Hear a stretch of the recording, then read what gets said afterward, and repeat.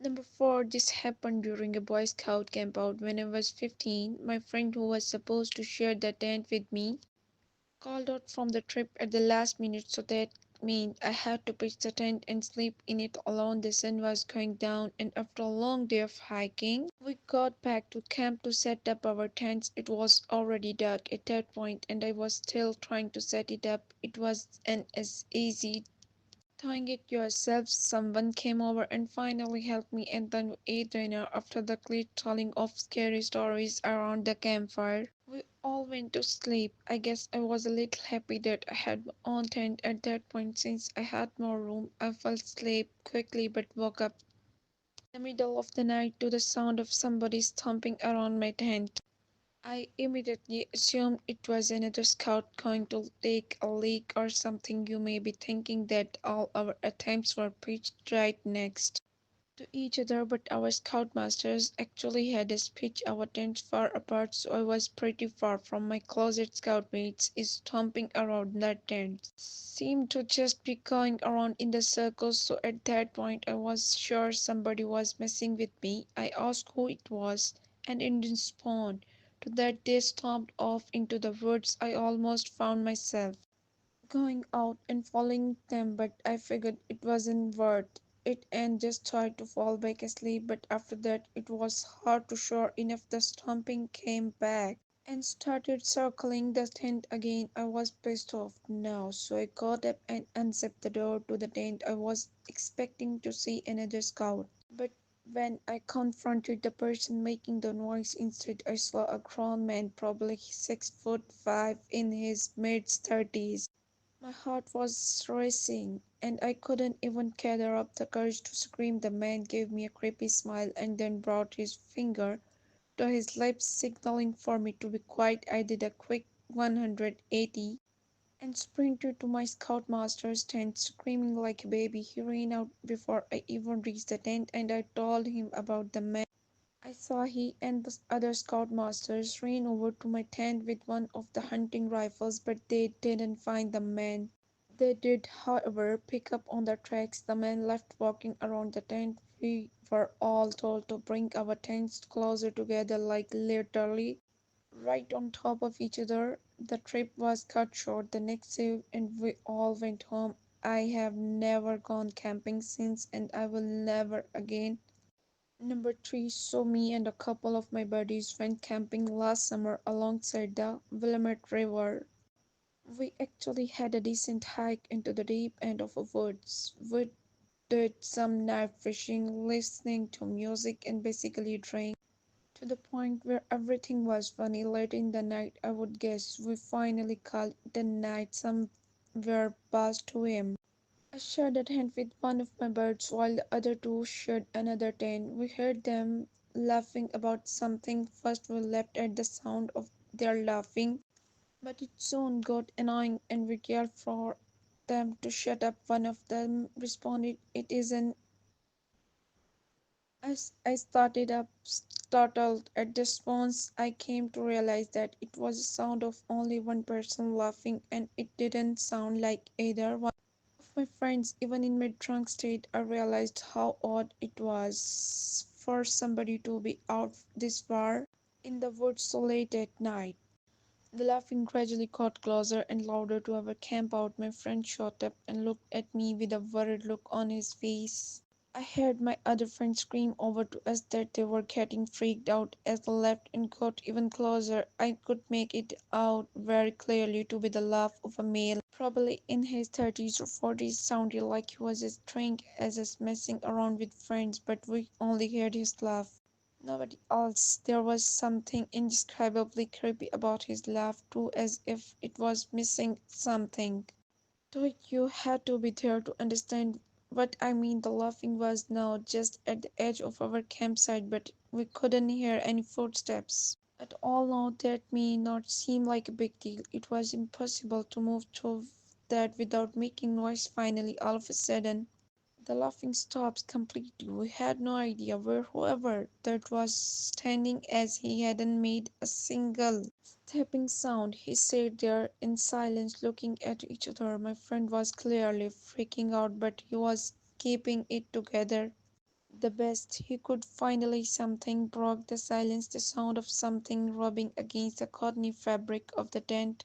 We saw the outline of a hand through the moonlight pressing on the tent. We both screamed at the top of our lungs. Before getting out of the tent, we ran as fast as we could through the woods, our other friends following us after about 5 minutes of running. We somehow found our car. I actually booked from running so much before taking the wheel. I don't condone drinking and driving, but I still believe we were just in the situation before the most horrific experience of my life. No idea who or what the hell that was or what they wanted. Number two, after college, I went backpacking in the Canadian wilderness for a few weeks by myself. To put this in perspective, I was in the middle of some nowhere. The nearest town was a 3 hour bus ride away, and I only saw one other person who was from a distance. He was in a Canon during the entire 7 days. I brought a few disposable cameras with me, as this was before digital cameras were too widespread. I took a lot of pictures. When I got home, I had them developed and took a look at them. The pictures were standard nature shots until I got about halfway through my first camera. There were two pictures of me asleep in my tent in my sleeping bag. I literally freaked out when I saw it, and I had a complete breakdown. To this day, I have no idea who those pictures got taken. I haven't been camping since, and I sleep with my door open and my curtains shut, and I still get the paranoid feeling that whoever took those pictures is still watching me somehow. Number one, my boyfriend and I decided to go out to the gorge for some quality time camping. We had always gone with several other people, but this was the first time it was just us two. When we got out of our car to prep our gear, the mile hike back to the camping spot, two sketchy looking dudes came out of that trailhead us and went back onto their old school Volkswagen camper van. I had a weird feeling but shrugged it off and proceeded back to our camping spot. I had previously camped in the same area a handful of times and I knew it pretty well. Once we got back there, I knew of a handful of different camping spots and proceeded to check them all out for the one that would be ideal for us. I noticed what looked like someone camping further up the hill, so I picked a spot a little further down where we would most likely be out of sight, not out of earshot, though, as I heard him yelling with someone else back over on the trail. It was starting to get dark by the time we got everything set up, so I figured I'd started looking for firewood. Suddenly, this guy appears out of nowhere and asks us if we had like any help and offered to sell us a bundle of firewood for $10. I laughed because we were in the woods, thus surrounded by woods, which I could pick up off the ground for free. He then said that I wouldn't find much because they already cleared it out over the past few weeks. I asked him how long he had been camping up there, and he said almost a month. I already had the creeps about him, and he claimed he was up there by himself. I asked him why I heard him yelling with someone then, and that he had referred to more people when he was talking about the woods stammered and was like, yeah, there's some dudes I know camping over there, but up on the other side of the river. Then he proceeds to tell us that he has been lonely since he arrived. He's from Pennsylvania, took a bus to Lexington, and had been living in the woods back behind where I currently work. I knew exactly where he was talking about because I saw some homeless people, immigrants, and drug addicts coming in and out of those woods every day. So basically, he was a homeless man who somehow got a ride out to the gorge and decided he would just live there. Instead, he had been living on snake bugs and selling firewood for money, but he said we were the first people had seen in a few weeks. His stories were all over the place, and I know he was lying about a lot of what he told us. He wasn't alone, even if he claimed to be. Even took us to his camp where there were tons of stuff for several guys.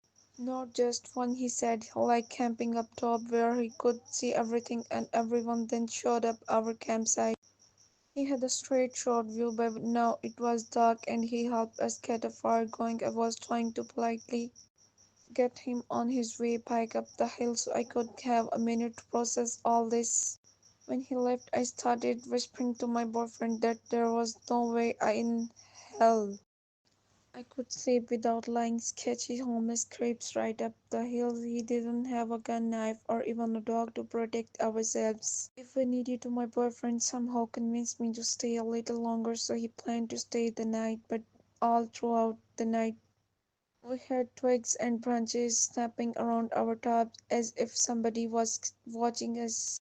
It was that man. I knew it was. He was standing out there watching us. I said, let's quietly get our together and get the hell out there, which we did. Only we left our new tops set up because they would make too much noise, and he had no we were leaving as soon as I stood up with my pack ready to get the hell out of there, he yells, waving so soon we proceeded to get away from there as quickly as possible. The most disturbing thing as we were getting away from there, the man yelled for us to come back. That only made us go even faster. In my mind, we were either getting robbed, raped, killed, or something because he was not alone. His stories didn't add up, and his background of where he came from made me believe in me running from something and was trying to hide by living off the grid. I called the Rangers the next morning and told them